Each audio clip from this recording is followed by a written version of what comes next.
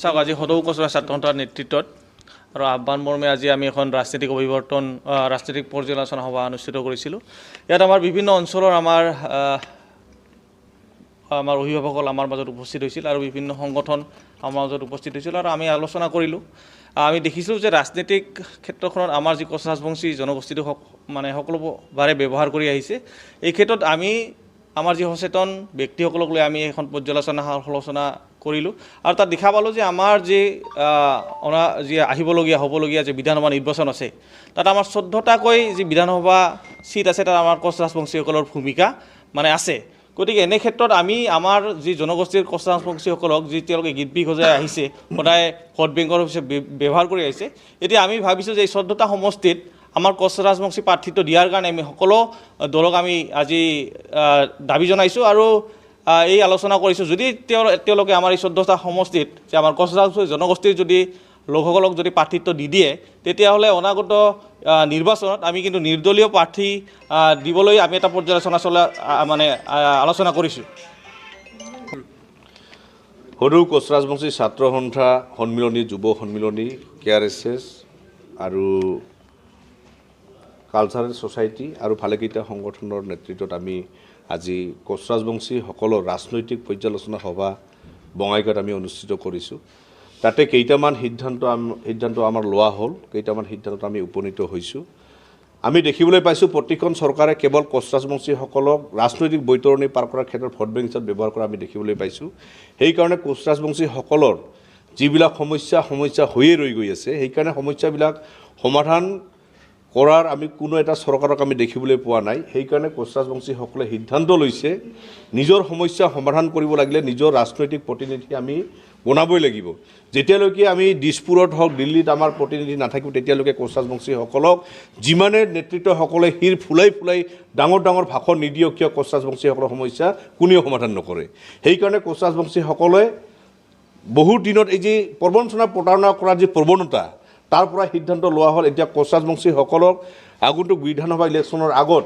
14টা সমষ্টিত কোচ ৰাজবংশীসকলক টিকেট দিবই লাগিব। ইয়াত যদি আমাক নিদিয়ে তেতিয়াহ'লে 30টা সমষ্টিত আমি প্ৰত্যেকটো দল হয় বিজেপি বা কংগ্ৰেছ বা AGP আমি 3টা দলক আমি সকীয়াই দিছোঁ।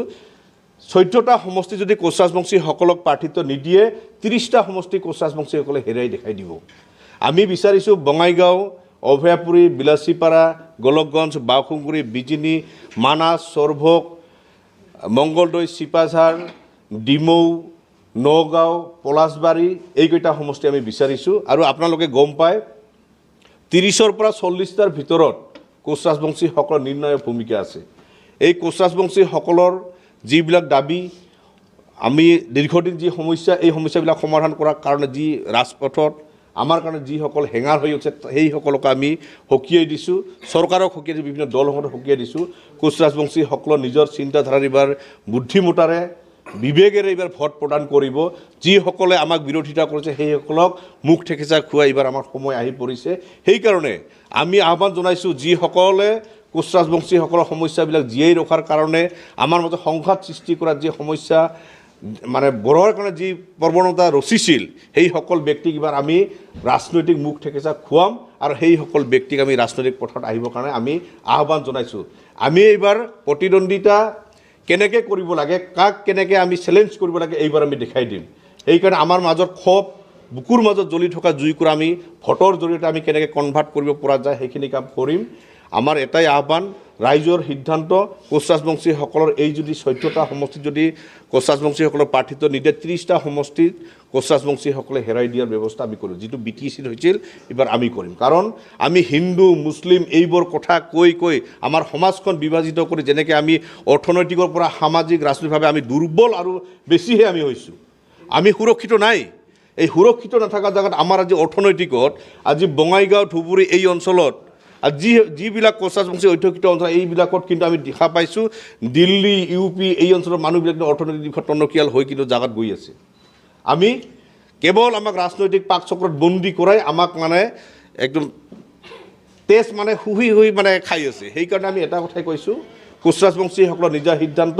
আমাক যদি এইবাৰ এই সিদ্ধান্তত যদি কোনোবাই যদি আমাক সহযোগিতা নকৰে কোচ ৰাজবংশী সমাজে যি কৰিব লাগে সেইটো কাম কৰি যাব আৰু আমাৰ আজি ৰাজনৈতিক বাতাবৰণ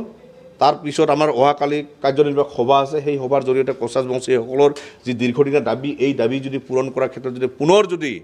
ৰাজনৈতিক বৈতৰণি পাৰ কৰাৰ ক্ষেত্ৰত ব্যৱহাৰ কৰিব বিচাৰে তাৰ কালি আমি সিদ্ধান্ত ল'ম মোটামুটি আমাৰ এটা স্পষ্ট কথা কোচ ৰাজবংশীসকল কোনোপধ্যে বঞ্চিত নহয় ইমান জনসংখ্যা থকাৰ পিছতো আজি অসম বিধানসভাত কোচ ৰাজবংশীসকলৰ এটা মন্ত্ৰিত্ব নাই খুব লাজৰ বিষয় দুখৰ বিষয় সেইকাৰণে যাতে এইবাৰ এই দুখ লাজ লগা ভয়াৱহ প্ৰৱণতাৰ পৰা উদ্ধাৰ পোৱাৰ কাৰণত আমি সংকল্পবদ্ধ হৈ এই কামত আমি আগবাঢ়ি গৈ আছোঁ দাদা আকৌ কিন্তু বিভক্ত হ'ল আক্ৰাসুৰ নতুন এটা গোটৰ কিন্তু সৃষ্টি হৈছে 31 জনীয়া এটা গোট সৃষ্টি হৈছে মণিৰাম ৰায় তেওঁ কিন্তু সভাপতি হিচাপে নিৰ্বাচিত হৈছে আৰু উল্লেখনীয় কথা যে যোৱাকালি তেওঁৰ ঘৰত দুষ্কৃতিকাৰীয়ে হামলা চলোৱাৰ এটা অভিযোগ উঠিছে কি ক'ব বিশদভাৱে এই ঘটনা এতিয়া কথা হ'ল আমি আজি মিডিয়াৰ জৰিয়তে দেখিবলৈ পাইছোঁ কালি কিবা এটা গোট খুলিছে আমি এটা কথা কৈছোঁ কি আক্ৰাসু এটাই আক্ৰাসু ইয়াত কোনো গোটৰ কোনো কথা নাই ৰাইজে যিটো বিচাৰিছে সেইটোৱে হ'ব ইয়াত এই যে আগৰ যি প্ৰৱণতা আক্ৰাসু দুজন মানে লগ হৈ ৰাজনৈতিক ইলেকশ্যন আহিলে ৰাজনৈতিক লিডাৰৰ পিছে পিছে ঘূৰি ফুৰি টকা ঘটা এই পৰম্পৰাবিলাক এতিয়া আৰু ৰাইজে আস্থাত নলয় যাৰ কাৰণতে কালি যিটো ঘটনা হৈছে আজি মণিৰাম ৰায়তো তাৰ আগৰ দিনা কি কৰিলে মিডিয়াৰ আগত আমি দেখিবলৈ পাইছোঁ আক্ৰাসুৰ পৰা অব্যাহতি ল'ল আক্ৰাসুৰ পৰা অব্যাহতি লোৱা মানুহজন আৰু কেনেকৈ আৰু আক্ৰাসুৰ মানে সভাপাতি তাতে আৰু সভাপতিজন হয় এইটোতো খুব দুখ লগা কথা সি যদি আক্ৰাসুৰ পৰা অব্যাহতি লৈছে আৰু নতুনকৈ আৰু কি আক্ৰাসুৰ সভাপতি হয় ৰাইজে এতিয়া বুজিছে ৰাইজে পৰিপক্ক হৈছে ৰাইজক এতিয়া আৰু মানুহে যেনেকৈ আগতে বিভ্ৰান্তিমূলক কথা কৈ ইফাল সিফাল কৰিছে যাৰ কাৰণতে কালি ধৰি লওক ৰাতি সেই ঘটনা ঘটিল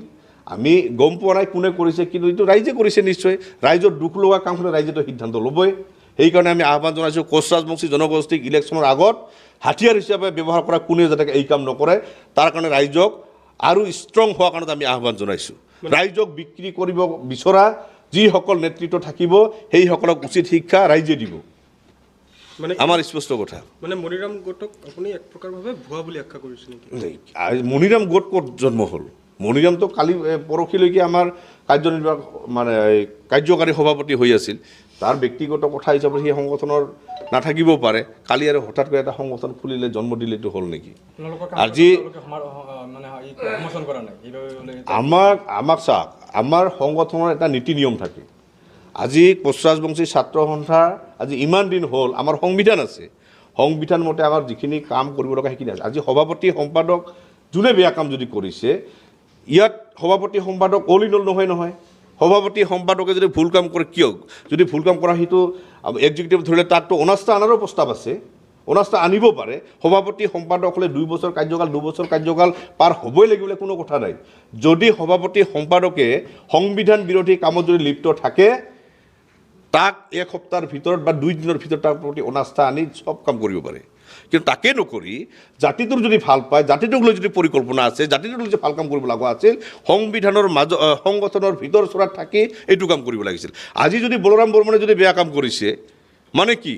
বলৰাম বৰ্মনে বেয়া কাম কৰা মানে কি মণিৰামে আঁতৰি যোৱা মানে কি মোক আৰু বেয়া কাম কৰিব সুবিধা দিল এইটো কেনেকুৱা কথা হ'ল তাৰ যদি ভাল কাম কৰিব যদি ইচ্ছা আছে জাতিটোৰ প্ৰতি সংগঠন কিয় খুলিব এই সংগঠনত থাকিতো কাম কৰিব পাৰে আজি বলৰাম বৰ্মন মনোজ ৰায় যদি বেয়া কাম কৰে তেখেত দুজনক ওলাই দিয়ক দিয়াৰ ব্যৱস্থা আছে নহয় তাকে নকৰি আজি জাতিৰ কথা ডাঙৰ কথা কৈ ক'লে নহ'ব আজি মণিৰাম ৰায়টো চাওক হাস্যকৰ কথা আজি যেতিয়া প্ৰমোদ বড়োৰ চৰকাৰ আহিছিল অহাৰ পিছত আমি দেখিলোঁ যে ৰাজনৈতিক সভাত সি অকলে মানে ষ্টেজত উঠি সি ডাইৰেক্ট সমৰ্থন কৰিছিল সংগঠন এটা অৰাজনৈতিক সংগঠন এটা পাৰে নেকি তেনেকৈ বহুত কথা আছে এতিয়া ৰাইজে ডিচিশ্যন ল'ব ৰাইজে কি কৰে আমাৰ এটা কথা ৰাইজে আমাক একত্ৰিতকৰণ কৰি মোক সাধাৰণ সম্পাদক হিচাপে দায়িত্ব দিছে মনোজ ৰায় সভাপতি হিচাপত দায়িত্ব দিছে আমি 1 ইঞ্চিও বিচলিত নহয় যেতিয়ালৈকে আমাৰ সময় আছে এই সময়ত আমি জাতিৰ কাম আমি কৰি যামেই ইয়াত যদি কোনোবাই দিশে পঠালি দিয়ে আমাক হে প্ৰতিপন্ন কৰিব বিচাৰিছে ৰাইজে ডিচিশ্যন ল'ব